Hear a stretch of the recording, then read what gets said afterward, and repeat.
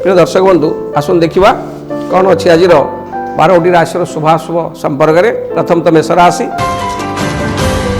मेष राशि व्यक्ति आज दिन आपण आज ध्यानस्थ एवं ठाकुर दर्शन एवं दूरस्थान योग और साधु सन्त दर्शन में कटो बुड़ी जाऊँ धन आज आप फेरी पाइबे। जदि आगुरी क्या धन देते से धन फेरी पाऊन आज सी आपन को परिशोध कर बुड़ी जाऊँ धन आज आप फेरी पाइबे।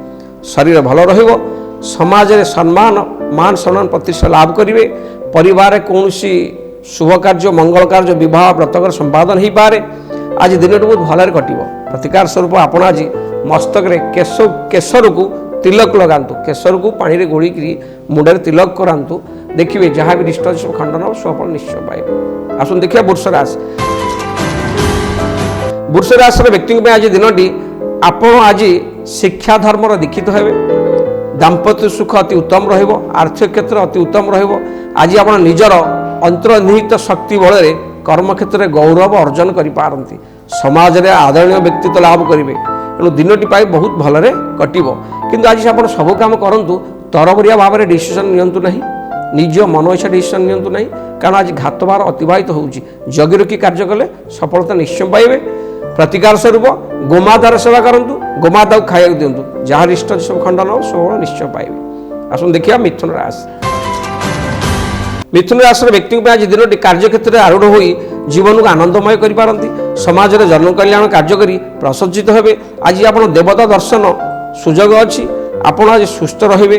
दिनटी मध्यम धरण कटिबो। आर्थिक लाभ मध्यम धरण हम। कारण आपण आज जहाँ कार्य करेंगे बुद्धिमान सहित बुद्धि विवेक लगे करूँ ताले आपण जितापट हासिल करेंगे। प्रतिकार स्वरूप माँ दुर्गा को दर्शन करूँ। माँ दुर्गा अपार करुणारू आपण आज शुभफल पाइबे। कारण मिथुन राशि व्यक्ति आज घातचंद्र चली अच्छी। घातचंद्र प्रभाव आपण कौन से काम तरबरिया करूँ ना सब बुझी सुझी करूँ ताले आपण जययुक्त निश्चय हेबे। आसन देखिए कर्कट राशि। कर्कट राशि व्यक्ति आज दिनटी आज आप जगी रखी चलतु।